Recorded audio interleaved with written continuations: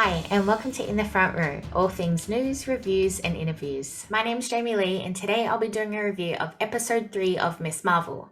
I wish I could hype this episode up like I did my last two videos, because I did enjoy the first two episodes, but this one fell a little bit flat for me. There was definitely things that I enjoyed about it, but I don't know, I was just left a little bit underwhelmed and feeling like something was missing or I wanted a bit more. I don't know.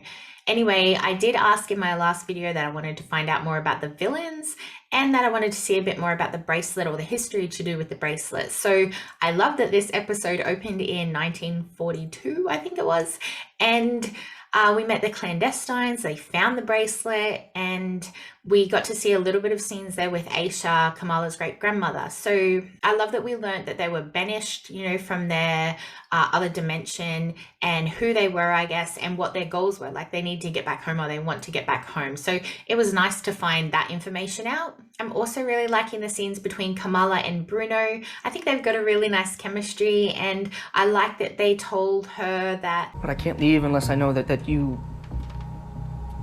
everything is okay. Why didn't you tell me sooner? I just think you've been busy. So that was really nice. I think the scenes in general are really nice. And I think that Kamala is very spontaneous. She just makes spontaneous decisions, and she's very impulsive.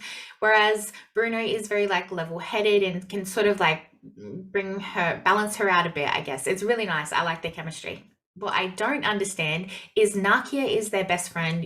She's always like the third wheel in their little trio. Not a third wheel, but she's always in their little trio. They're besties. So why wouldn't they just tell her that she's got powers?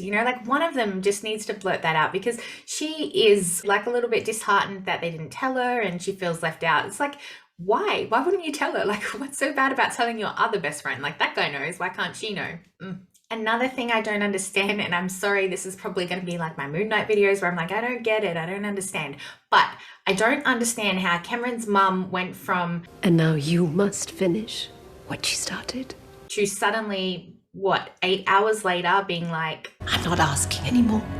If it was that dramatic, couldn't they have used Cameron as a pawn to be like, oh, I really like you, show me your bracelet, and they just steal it that way, or literally any other way, that would not cause a scene like they did at the wedding, because she was literally in their house, they could have done it an easier way, I guess. I don't know. Maybe I'm just being picky, but I was really bothered. Okay, well, you just had her there 8 hours ago, and it wasn't that dramatic then, but now you're like, no, we need to destroy this wedding, and we need to get out of here right now. I was like, okay, bit rushed, but okay. Speaking of the wedding that they crashed, I loved those scenes. I thought they were very beautiful. It was very colorful. It was very cultural, but I feel like a bitch saying this, and I'm so sorry, but I feel like they went on a little bit too long, especially this scene here.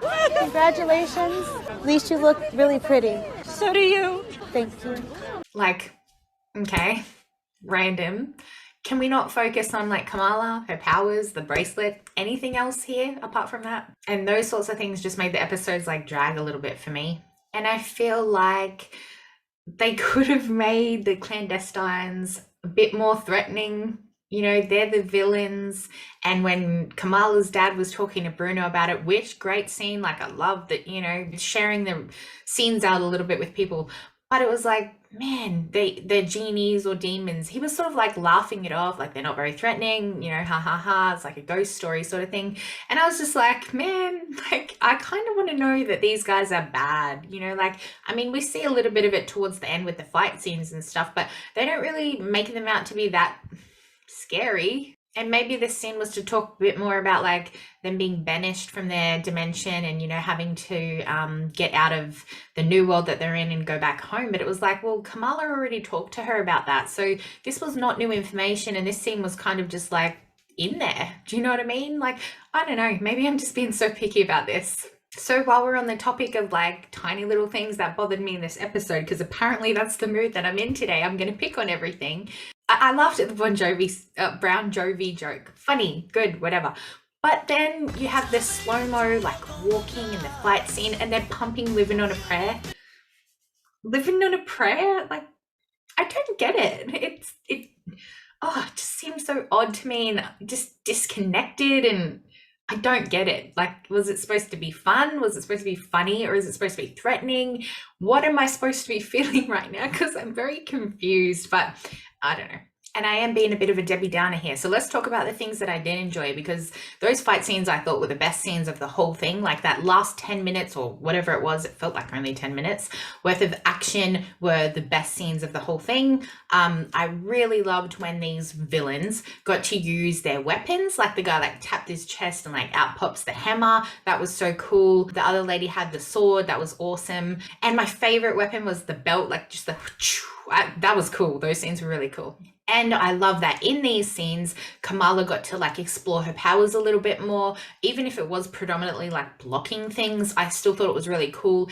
And that's the stuff that I would have rather have seen than like more about the wedding. That's what I want. That's the point of this show to me, you know, like her becoming a superhero, and I don't know, I just want more of that. Do you know what I mean? So yeah, I really enjoyed those scenes with her and her using her powers a little bit more. One thing I didn't get though, this guy with the belt here, he had like a clear shot of Kamala. He whipped Bruno. Bruno's down for the count. Let's be honest, Bruno can't do much here anyway. He was down for the count, and instead of going after Kamala, he goes after Bruno, goes and chases Bruno.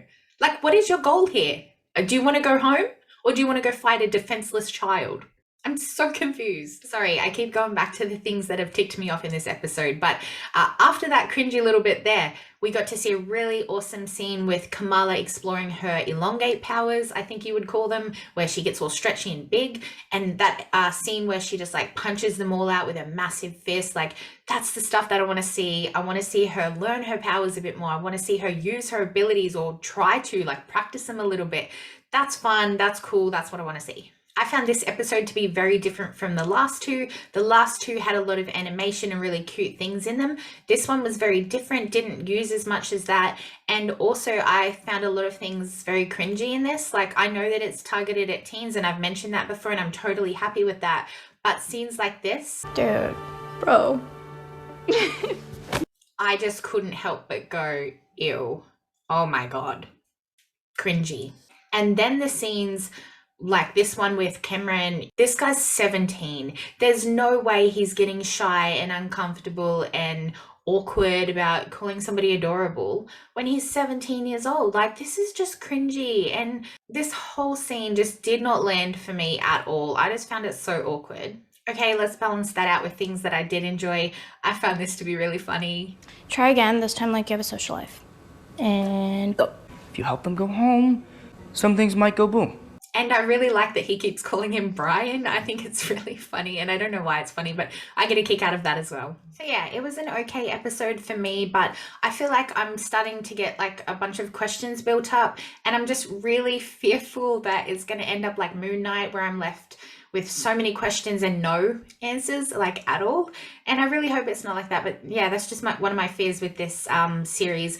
But yeah, my questions for anybody that cares is, who has the other bracelet? So if this bracelet is Aisha's, like Kamala's great-grandmother's one that she gave to her, where's the second one? Where is her grandmother? Like, is she in, great-grandmother? Is she in another dimension?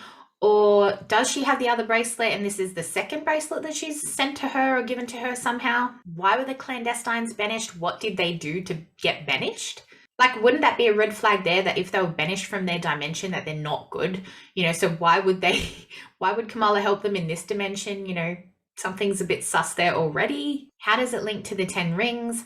I don't know. I don't know what is going on and why I've got so many questions, but I really hope that they get answered. If you can answer them already because you're amazing, we'll go ahead and answer them in the comments. But I'm just a bit off on this episode for some reason, and I really hope they go back to that, you know, really cute animation style. And I hope that in the next one we get to see a bit more action, or a bit more about Kamala using those abilities or learning about them.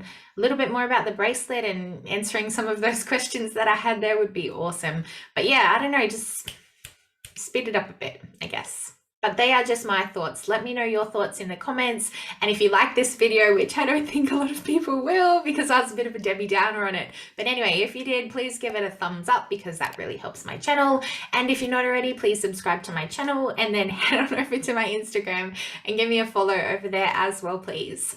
Okay, sweet as. Have a good day. Bye.